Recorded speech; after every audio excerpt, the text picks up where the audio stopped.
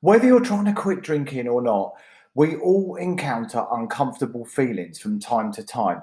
Negative thoughts, self talk that can really get us into a place where we feel like we can't achieve what we want to do. And I want to give you a tactic that's going to help you move out of that negative thinking space or a place where you feel a strong desire or even a craving to take action that you know is going to be unhelpful. This tactic is going to allow you to move through that, step out of it, and make sure you only do things that are going to bring you happiness, fulfillment, and positivity in your life.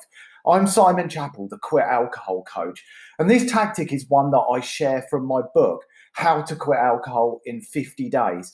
If you haven't got a copy, you can grab it on Amazon right now. I'd love you to read the book and I'd love to hear what you think about it.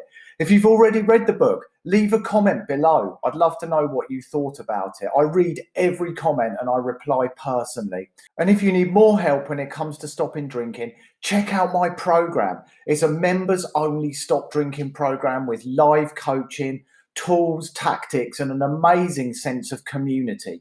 The website address is on the screen, and members of my YouTube channel, I don't share this everywhere, using that link, you can get 30 days totally free. So you can try it for yourself with nothing to pay. You can check it out. If you don't like it, you simply hit the cancel button, but I'm confident that you will, and I'm certain you'll get plenty from it.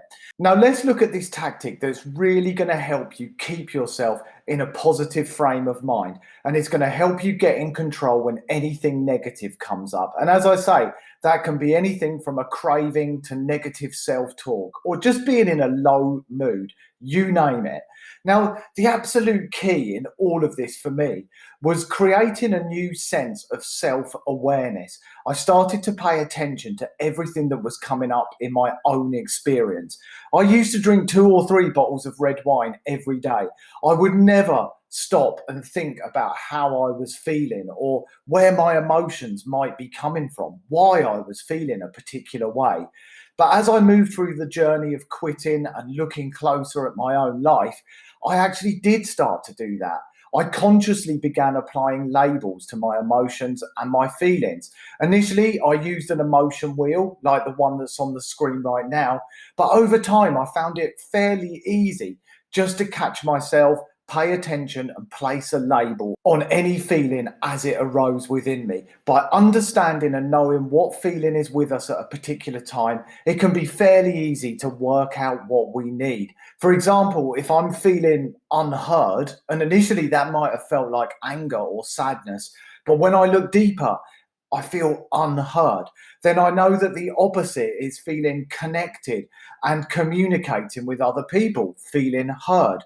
So I know that in that moment, the opposite would be to speak to a good friend, maybe meet them for a coffee, to go and truly connect. So often just by identifying the specific feeling that's with you at that moment and then looking for the opposite, that will give you enough to allow you to work out what you really need. But this other tactic that I want to share is from my book and it's called Passes, Passes.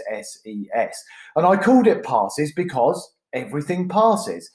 The good, the bad, it all passes. Every beginning is the beginning of an end.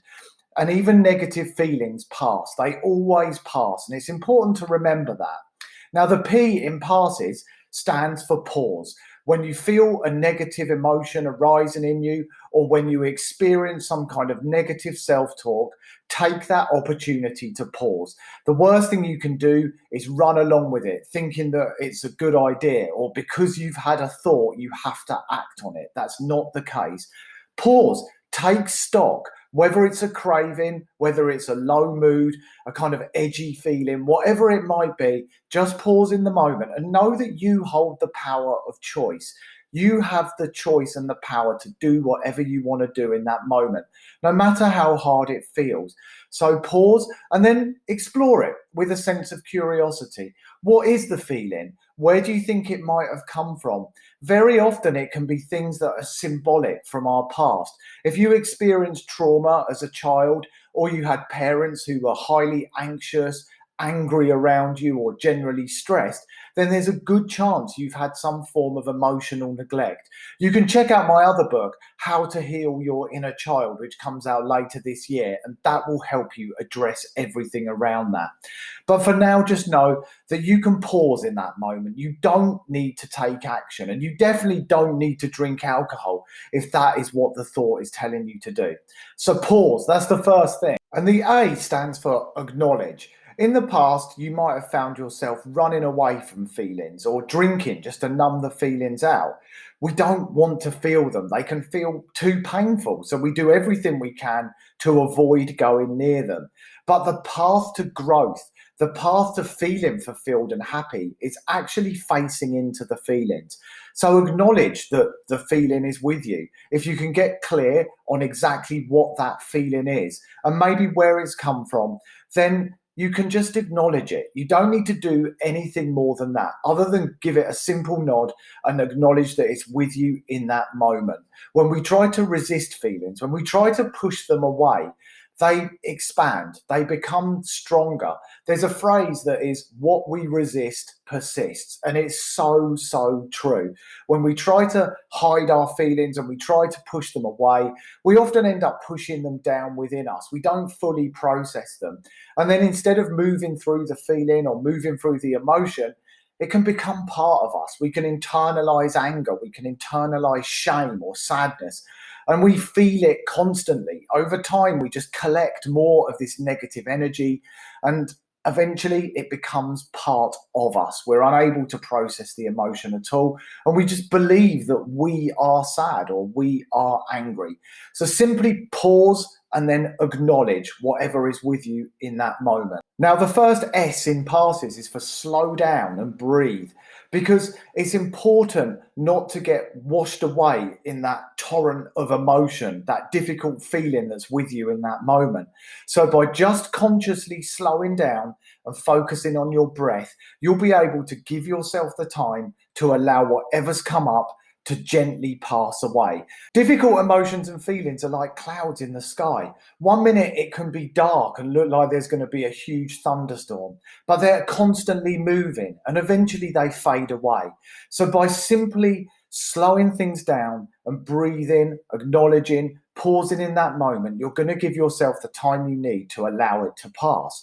So simply slow down and then anchor your attention to the breath that's going to come in through your nose. And what I would do in these situations is I would focus my mind completely on my nose, and then I would begin to breathe in through my nose and back out again. And I would follow the breath right the way up. Sometimes I would visualize it coming into my brain and then back out again, and I would follow that in. I would anchor my attention firmly onto it, and I might do that for 5 or 10 minutes until I felt the uncomfortable feelings starting to fade away. That was when I knew that I was on the way out of that challenging period.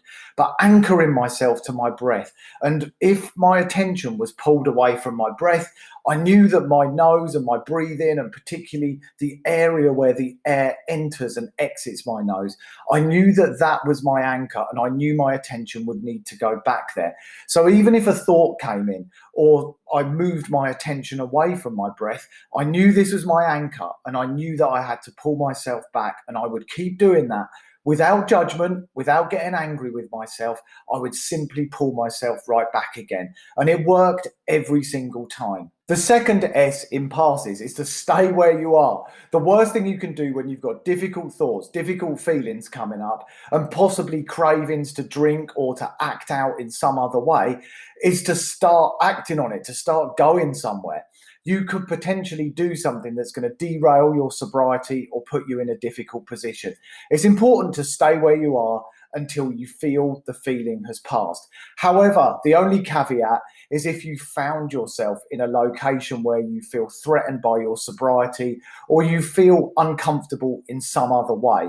then leave the situation and find somewhere else where you can perform the passes technique and stay there until the difficult feelings have passed. So if you were in a pub, for example, and you felt completely overwhelmed, worried that you were going to take a drink, that's when you would need to leave the situation.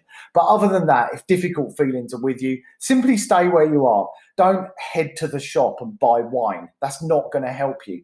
Don't head to the pub to meet your friends. You're just going to derail your sobriety and you're going to regret it. So stay where you are and give yourself the opportunity to allow things to pass. The E in passes is for exhale.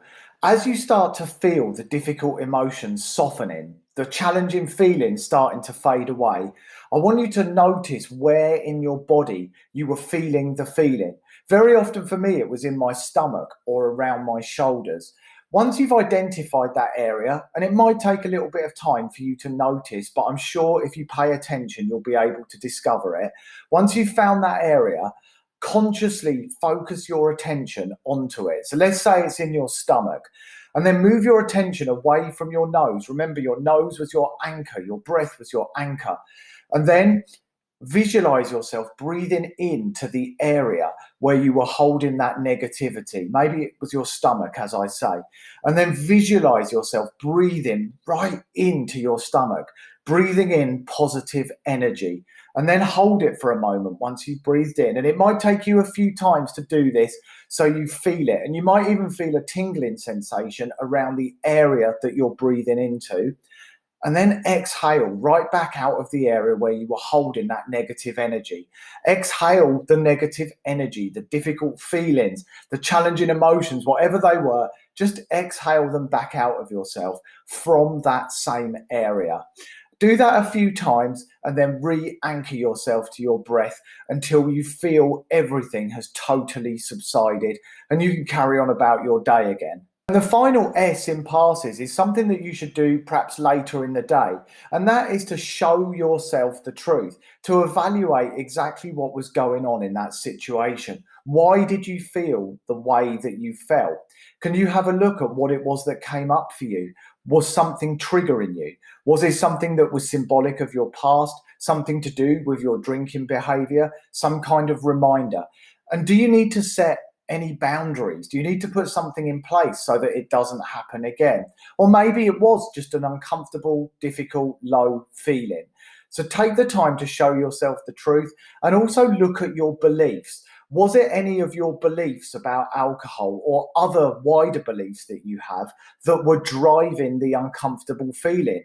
If you believe that you can only have fun when you drink and you felt like you were missing out on a night out with friends, then that was probably the cause of the feeling. And at the root of it is a belief that is actually untrue. It's a limiting belief. So you need to look at your beliefs, and you can check out some of my other videos to learn how to change your beliefs, how to create new empowering beliefs that will set you free instead of keeping you trapped, because I don't want you to stay trapped. So take a good look at your beliefs and spend some time exploring exactly what happened for you after that episode. Every one of these episodes is a gift. It's an opportunity for you to grow in some way if you take the time to follow the passes process and explore exactly what came up for you. So hopefully that will help you move through any negative moments, any difficult feelings that come up, especially in the early days after you stop drinking. Now make sure you subscribe to my channel. There's new videos every single week on a Tuesday and on a Thursday. It's an amazing community, and I'd also love you to comment below. Leave a comment below and tell me exactly what you think.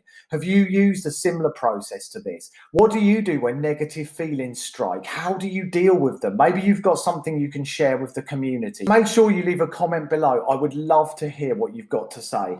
Subscribe to the channel, become part of my community, and I will see you again on the next video very soon.